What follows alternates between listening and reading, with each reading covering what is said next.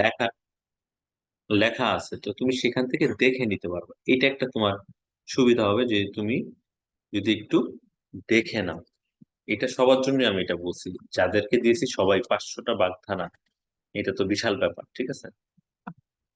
তো এতগুলো কিভাবে বলবো আসলে, এগুলা আমাকে কয়েকজন প্যারেন্টস দিয়ে এসেছে, কিন্তু সেটা বিষয় না। ওটা থাকুক, ওগুলো কালেকশনে থাকলো।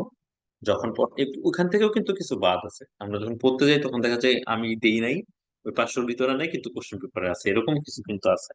তো কোশ্চেন পেপারে যেগুলো থাকবে সেগুলোর মিনিং আমাদেরকে যে কোনো ভাবে হোক খুঁজে বের করে রাখতে হবে এবং জেনে রাখতে হবে। জেনে রাখাটার মানে হচ্ছে এমন না যে আমাকে পুরো মুখস্থ রাখতে হবে, ব্যাপারটা তা না।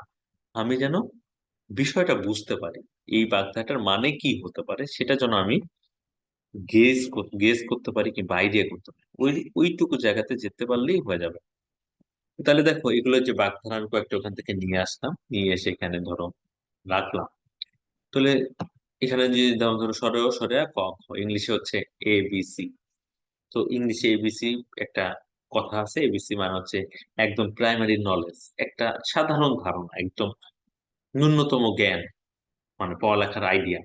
তো তাহলে বাংলা তো তাই, সরে সরে ক খ মানে প্রাথমিক জ্ঞান, যে একটা পড়ালেখা জানে, কিছুটা পড়ালেখা জানে। সরে সরে ক খ, এইভাবে সেন্টেন্সটা হতে পারে যে ও তো সরে সরে ক খ কিছুই জানে না, ওকে দিয়ে কি হবে, মানে একদম কোনো নলেজই নাই, একদম জিরো নলেজ, সেটা বোঝাচ্ছে। যদি না থাকে তাহলে, তাহলে সরল সরল পক্ষ মানে প্রাথমিক জ্ঞান।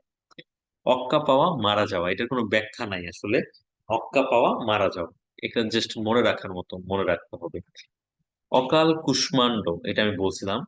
অকাল কুষ্মাণ্ড মানে হচ্ছে অপদার্থ। অপদার্থ মানে হচ্ছে যাকে দিয়ে আসলে কোনো কাজে লাগে না, যাকে কোনো কাজে লাগে না তাকে অপদার্থ বলা হয়। অনেক সময় অনেককে রাগ করে প্যারেন্টস কিংবা অনেকে বলে এই তুই একটা অপদার্থ, যদি এটা বলা ঠিক না, এবং বললে আসলে মাইন্ড করারও তেমন কিছু নাই। কেন, এটা আমি একটু তোমাদেরকে বলি। এই যে অকাল কুষ্মাণ্ড, এই শব্দটার একটা ব্যাখ্যা আছে। এই অকাল মানে হচ্ছে অসময়। কুষ্মাণ্ড, কুষ্মাণ্ড মানে হচ্ছে মিষ্টি কুমড়া। আমরা যেটাকে মিষ্টি লাউ বলে, অনেকে মিষ্টি কুমড়া বলে, ঠিক আছে? তো অকাল কুষ্মাণ্ড মানে হচ্ছে অসময়ের মিষ্টি কুমড়া। অসময়ের মিষ্টি কুমড়া মানে কি, মিষ্টি কুমড়ার তো একটা সিজন আছে, এই সময় মিষ্টি কুমড়াটা হয়। ওই সিজনের আগে পরে কোন একটা সময় যদি তুমি মিষ্টি কুমড়াটা নিয়ে আসো, একটা মিষ্টি কুমড়া পারফেক্টলি হয় নাই, তুমি ওইটাকে নিয়ে আসলা, নিয়ে এসে কেটে রান্না করলা, তুমি খেতে পারবা না, মানে ওই সবজিটা একেবারে খাওয়ার মতো হবে না, একদম স্বাদহীন হবে। তো তাইলে অসময়ের মিষ্টি কুমড়া যদি তোমার কাছে আসে, সেটা তোমার কোনো কাজে লাগবে না, অকেজো, ফেলে দেওয়ার মতো, মানে অপদার্থ। ঠিক আছে? তার মানে অপদার্থ যা কাজে লাগতেছে না, যা কাজে লাগে না। এখন দেখো, এটা কিন্তু কনটেক্সটের উপর ডিপেন্ড করতেছে। অসময়ের মিষ্টি কুমড়া আনলা তুমি, সেটা তোমার কাজে লাগতেছে না, কারণ এটা অসময়। মিষ্টি কুমড়া নিজে কিন্তু টেস্টি একটা খাবার, আমার খুবই পছন্দের একটা খাবার, যে মিষ্টি কুমড়া তরকারিতে দেওয়া যায়, ভাজি করা যায়। তো সময়ে যখন থাকে তখন কিন্তু মিষ্টি কুমড়াটা কাজে লাগে, অসময়ের মিষ্টি কুমড়াটা কাজে লাগতেছে না। তার মানে অপদার্থ হচ্ছে যা কাজে লাগে যে কোনো একটা কনটেক্সটে। যে যেমন ধরো আমি এখন বাংলা পড়াচ্ছি, আমি বাংলা নিয়ে পড়াশোনা করছি, আমি এখন তোমাদেরকে বাংলা পড়াচ্ছি। এখন হঠাৎ করে লাবিব বললো যে স্যার একটু অ্যাড ম্যাথ পড়া দেন, আমি কিন্তু অ্যাড ম্যাথ পড়াতে পারবো না, তখন কিন্তু আমি অপদার্থ হয়ে যাব। অ্যাড ম্যাথের কোশ্চেন পেপার আমাকে দিলে, এখন যদি বলে এটা বুঝাও, এটা বুঝাতে কিন্তু আমি পারবো না, কারণ আমি অ্যাড ম্যাথ করি না। তাহলে সেই মোমেন্টে কিন্তু আমি অপদার্থ হয়ে যাব ওই অ্যাড ম্যাথের পার্সপেক্টিভ থেকে। তো তাহলে অপদার্থ যদি কেউ কাউকে বলে, তাহলে মাইন্ড তেমন কিছু করার নাই আসলে। হয়তো বা তার পার্সপেক্টিভ থেকে তার কাজের সময় আমি কাজে লাগতেছি না, তাই সে আমাকে অপদার্থ করছে, হতেই পারে, মাইন্ড করার কিছু নাই। কিন্তু আলটিমেটলি আমাদের কাউকেই বলা উচিত না এই কথাটা, আসলে একটু মানুষকে একটু হার্ড করেই বলা হয় যে অপদার্থ না বলাই বেটার। শুনতেও আমরা পছন্দ করি না, না বলতেও আমরা পছন্দ করি না। তো কিন্তু এইটুকু আমাদের বুঝতে হবে, অপদার্থ পৃথিবীতে কোনো কিছু অপদার্থ না, সবই পদার্থ রিলেটেড। ফিজিক্স আপনারা পড়েন, তো পদার্থ রিলেটেড লিভিং থিং যেগুলো তার মধ্যেও পদার্থ আছে।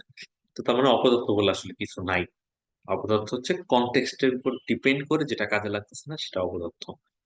তো এটা গেল অকাল কুষ্মাণ্ড, মানে হচ্ছে অপদার্থ যা কাজে লাগে না, লাগবে না। তাহলে অকাল কুষ্মান্ড আমি যে ব্যাখ্যা করে তোমাদেরকে বললাম, এটার মিনিং আমি জানি তাই আমি এত কিছু বলতে পারলাম। এর মানে যে আমি সবগুলো বাগধারা তোমাকে বলতে পারবো তা কিন্তু না। এবং কয়েকটা কিন্তু খুঁজে পাওয়া যায় না। কয়েকটা ধরো আমি হয়তোবা যে যে কটা বাগধারা আছে আমি হয়তোবা ধরো 50টা বাগধারার গল্প তোমাকে আমি বলতে পারবো, কারণ ওগুলো আমি জানি। হয়তোবা আমি বাকি 50টা বলতে পারবো না। কিন্তু আবার এমন 50টাও আছে যেগুলো আসলে ব্যাখ্যা নেই, কোনো ল্যাঙ্গুয়েজে কিভাবে এই শব্দগুলো অ্যাড হয়েছে সেটা খুঁজে পাওয়া যাচ্ছে না। মানে যে উপরের শব্দটাই অক্কা পাওয়া, এই যে অক্কা, এই অক্কা মানে হচ্ছে মরে যাওয়া, মারা যাওয়া, মরে যাওয়া। তো এই অক্কা শব্দটা মরে যাওয়া কিভাবে হলো, এটা কিন্তু আমি জানি না, ব্যাপারটা সেটা না, আসলে এটা না, এটার মিনিংটা জানা যাচ্ছে না। শব্দটা অনেক দিন আগে ব্যবহার করা হতো, অক্কা অক্কা অক্কা পাওয়া মানে মারা যাওয়া। তো এই অক্কা শব্দটা কিভাবে আসলো সেটা হয়তো বা গবেষণা করে বের করা যেতে পারে, কিন্তু এখন তুমি কোথাও খুঁজে পাবা না, কোনো বইপত্রে খুঁজে পাবা না, কারণ নাই আসলে। তো এইরকম অনেক বাগধারা আমরা পাবো যেগুলো রিজনটা আমরা খুঁজে পাবো না। তাহলে কিভাবে মনে রাখবো? মনে রাখার একটাই উপায়, সেটা হচ্ছে হলো গিয়ে একটু কাছাকাছি মনে রাখার চেষ্টা করা। একদম অ্যাকুরেট আমি যেটা লিখছি সেটাই মনে রাখা না, কাছাকাছি মনে রাখা। অকুল পাথা, অকুল মানে হচ্ছে, এই কুল মানে হচ্ছে কিনারা, কিনারা নাই মানে তীর নাই, কিনারা নাই, পার নাই, নদীর পার, নদীর কিনারা, নদীর কুল মানে যেখানে হচ্ছে পানির পাশের জায়গাটা যেখানে মানুষ দাঁড়াতে পারে। অকুল মানে নাই। পাথা মানে হচ্ছে সমুদ্র, সাগর, তার কিনারা নাই, পার নাই, এরকম সাগর মানে একদম সাগরের মাঝখানে। তাহলে এখন একদম সাগরের মাঝখানে মানে কি, যে ধরো তুমি একটা জাহাজে আছো, জাহাজটা একদম সাগরের মাঝখানে, জাহাজটা হঠাৎ করে নষ্ট হয়ে গেল কিংবা ফুটো হয়ে গেল কিংবা ভেঙে গেল, ধ্বংস হয়ে গেল, ওই মুভমেন্টে তুমি পড়বা কিন্তু ভীষণ বিপদে পড়বা, মানে অনেক, খুব বেশি বিপদে পড়বা। যদি অকুল পাথারে না হয়ে ধারে কাছে হতো, তাহলে হয়তো বা তুমি তাড়াতাড়ি সাঁতরে ফিরে আসতে পারতা। কিন্তু একদম মাঝখানে আছো সমুদ্রের, সেখান থেকে তো রেস্কিউ হওয়াটা অনেক টাফ হয়ে যাবে। তার মানে বিপদটা অনেক সিরিয়াস, অনেক বড় বিপদ, খুব বড় বিপদ, ঠিক আছে? যে পরীক্ষাতে তেমন কোনো প্রিপারেশন নেই, হঠাৎ করে অনেকগুলো মক দিয়ে দিল, এখন তুমি একবারই প্রিপারেশন নাই, মানে তোমার কোনো উপায় নাই, তুমি সলিউশন করতে পারছো না, তখন তুমি এটা বলতে পারো যে অকুল পাথারে পড়েছি, ঠিক আছে? ভীষণ বিপদে পড়েছি, মানে বিপদটা সিরিয়াস পর্যায়ে, সেটাকে আমরা ভীষণ বিপদ বলতে পারি, খুব বিপদ বলতে পারি, যেটাকে আমরা অকুল পাথার এই বাগধারাটা দিয়ে ব্যবহার করতে পারি। ঠিক এটার মতোই আর একটা দেখো, অকুলে কুল পাওয়া। এই যে অকুল মানে একটু আগে বুঝলাম কিনারা নাই, এখানে আবার কুল আছে। এই কুল মানে কুল না, আবার ঠান্ডাও না, ঠিক আছে? এই কুল মানে কিনারা। তাহলে অকুল মানে কিনারা নাই, কুল মানে কিনারা, পাওয়া মানে পেলাম। মানে কিনারা, কিনারা নাই এমন একটা সিচুয়েশনের মধ্যে হঠাৎ করে আমি কিনারা পেলাম, তার মানে এই যে চরম বিপদের মধ্যে, চরম মানে খুব, খুব বিপদের মধ্যে আশার সন্ধান পাওয়া, একটা হোপ পাওয়া, যে আমি কোন সমস্যার ফেস করতেছি কিন্তু এটা সলিউশন পেয়ে যাচ্ছে, হঠাৎ করে দেখলাম যে একটা সলিউশনের রাস্তা আমি পেয়ে গেছি, তো তখন আমি বলতে পারি অকুলে কুল পেলাম, কিংবা সে অকুলে কুল পেয়েছে। হঠাৎ করে লটারির টাকা পাওয়ায় সে অকুলে কুল পেয়েছে, মানে খুব, মানে টাকা পয়সা ক্রাইসিস এর মধ্যে সে লটারি পেয়ে গেছে। তো তাই সে অনেক বিপদের ভিতর থেকে একটা আসলে হোপ পেয়ে একটা জায়গা পেয়েছে, এরকম একটা সিচুয়েশনে অকুলে কুল পাওয়া, এটা আমরা বলতে পারি। অকাল বোধন, অসময়ে কাজ আরম্ভ করা। বোধন মানে হচ্ছে কোনো কিছু স্টার্ট করা, অকাল মানে অসময়। এই যে এর একটু আগে যেমন বলতেছিলাম অকাল কুষ্মান্ড, এই যে অকাল, অকাল মানে অসময়, বোধন মানে হচ্ছে কোনো কিছু শুরু করা। তাহলে অসময়ে কাজ শুরু করা মানে যে সময় যেটা করা উচিত না সেই সময় সেই কাজটা আমরা শুরু করলাম, তাহলে হয়ে যাচ্ছে অকাল বোধন, অসময়ে কাজ করা, শুরু করা। অকর্মধারী, এটা অনেক সময় অনেক গালি, কিছুটা গালি হিসেবে ব্যবহৃত হয়, যে অকর্মধারী একটা। অকর্মা, কর্ম মানে হচ্ছে যে কাজ করে, অকর্ম মানে যে কাজ করে না। ধারী মানে কি, ধারী মানে হচ্ছে একটা, মানে এখানে ব্যক্তিকে বোঝানো হচ্ছে। তাহলে অকর্মধারী, অত্যন্ত অলস ব্যক্তি। অত্যন্ত অলস ব্যক্তিকে আমরা অপদার্থ আবার বলতে পারতেছি, কারণ সে তো কোনো কাজে লাগতেছে না।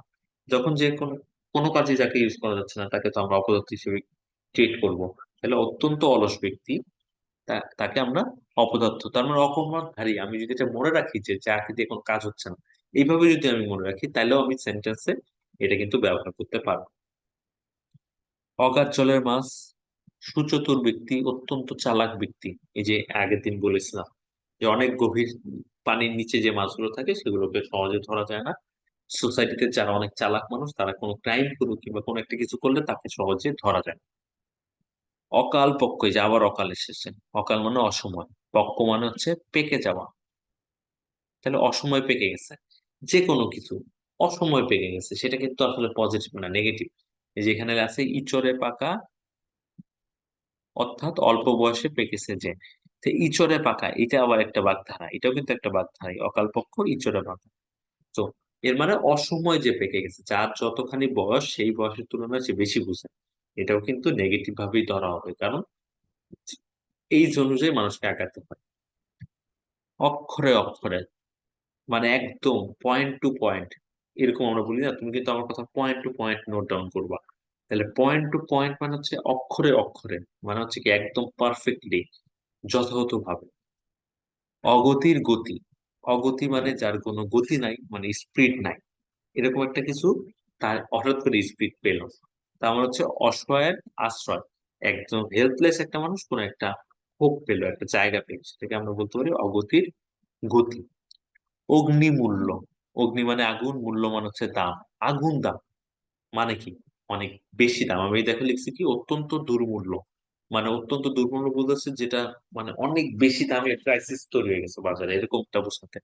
তো অগ্নিমূল্য আমরা বলতে পারি যে পেঁয়াজের বাজারে অগ্নিমূল্য, আলুর বাজারে অগ্নিমূল্য, এইভাবে কিন্তু বলা যেতে পারে, মানে আগুন লেগে গেছে, দামে আগুন লেগে গেছে, মানে দামটা এতটা বেড়ে গেছে, এটা বোঝানো হচ্ছে।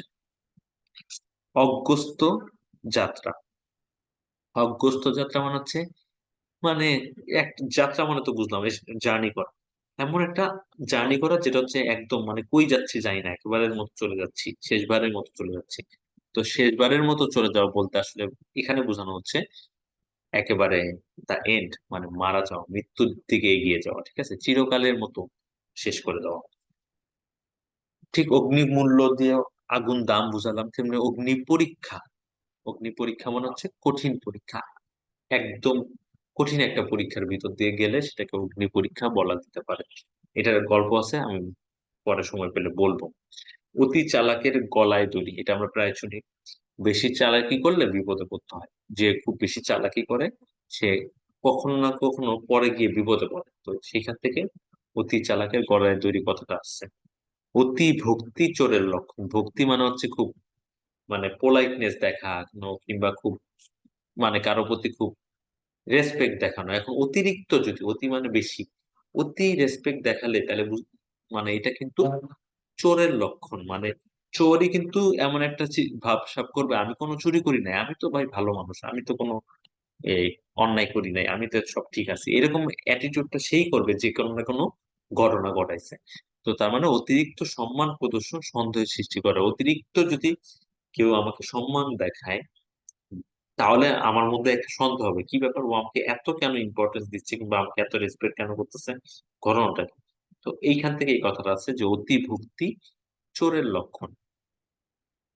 অর্ধচন্দ্র গলা ধাক্কা দেওয়া, মানুষকে কেউ যদি কাউকে গলা ধাক্কা দেয়, ধরে ঘাড় ধাক্কা দেয়, আসলে গলা বলতে ঘাড়টাকে হচ্ছে, ঘাড় ধাক্কা দেয়, তখন যে তার হাতের আঙ্গুলের শেপটা হয়, একটু খেয়াল করবা যে যেভাবে ধরে ধাক্কাটা আমরা দিই, ওই বুড়ো আঙ্গুল এবং প্রথম আঙ্গুল যেটা আছে এই দুইটা আঙ্গুলের শেপটা না চাঁদের মতো হয়, অর্ধচন্দ্র, অর্ধেক চাঁদ যেমন ঠিক সেরকম শেপ হয়ে যায়, সেখান থেকে এই কথাটা আছে যে অর্ধচন্দ্র, অর্ধ মানে অর্ধেক, চাঁদ, চাঁদের প্রথম একটা শেপ, যে চাঁদটা কমপ্লিট হওয়ার আগ দিয়ে ওইটা যেরকম একটা টাইপে থাকে, শেপে থাকে, ঠিক কাউকে গলা ধাক্কা দিলে ওই আমাদের আঙ্গুল, দুইটা আঙ্গুলের শেপটা ওই অর্ধচন্দ্রের মতো হয়ে যায়, সেখান থেকে অর্ধচন্দ্র গলা ধাক্কা দেওয়া। অগ্নি শর্মা, অত্যন্ত রেগে গেছে এমন ব্যক্তি, একটা কথা আছে যে অগ্নি শর্মা, এটার গল্পটা আমার জানা নেই। তো কিন্তু অগ্নি মানে আগুন, শর্মা মানে হচ্ছে আগুনে পুড়ে, এটা আমি আসলে বলতে পারতেছি না। তো অগ্নি শর্মা এখান থেকে আসছে যে একজন ব্যক্তি অনেক রেগে গেছে সেটা বলতে। আর তো দুইটা এখানে আছে, অধিক শরণার্থীতে কার্জন নষ্ট, অত্যন্ত অনেক লোক আসলে সমাগমে কাজ নষ্ট হয়, একটা কোনো কিছুতে যদি অনেক মানুষ ইনভলভ হয় তখন শেষ পর্যন্ত কাজটা নষ্ট হয়, এটা বোঝাইতে অধিক সন্ন্যাসীতে গাজন নষ্ট কথাটা ব্যবহার করে। অবস্থা বুঝে ব্যবস্থা, আয় অনুসারে ব্যয় করা, অবস্থা বুঝে ব্যবস্থা নিব, এটাই তো আমরা প্রায় বলি, মানে আমার যে অ্যাবিলিটি আছে সেই অনুযায়ী আমি আসলে কাজটা করবো, আমি যত টাকা আয় করি সেই অনুযায়ী ব্যয় করবো, সেটা বোঝাতে অবস্থা বুঝে ব্যবস্থা, আয় অনুসারে ব্যয় করা, এই কথাটা আসলে দেখো এই বিষয়টা বললাম, শুনতেও কিন্তু বোরিং লাগে, এত ভালো লাগে না শুনতে, কিন্তু এটা পড়া ছাড়া উপায় নেই। হতে পারে দুই চারটা একেবারে বোঝা যাচ্ছে না কি লিখলো, বুঝতেছি না, ওগুলো ফাইন্ড আউট করে ওগুলো নিয়ে একটু ডিসকাশন করা যেতে পারে, যে স্যার এইগুলো এগুলো কি, এগুলো এগুলো একটু বলেন, সেটা আমি বলে দিতে পারি, ওভাবে করা যেতে পারে। প্রত্যাশা সেটা তুমি করতে পারো, কারণ তুমি বাদে বাকিরা সবাই আমার কাছে আছে, যাদের সাথে আমার সবসময় দেখা হয় হবে, তো তাদেরকে আমি পরেও সলিউশন করতে পারবো। প্রত্যাশা তুমি পরীক্ষার আগ দিয়ে অন্তত বাগধারাগুলো নিয়ে বসে একটু দেখবা যে তুমি এগুলো কতটুকু পারো।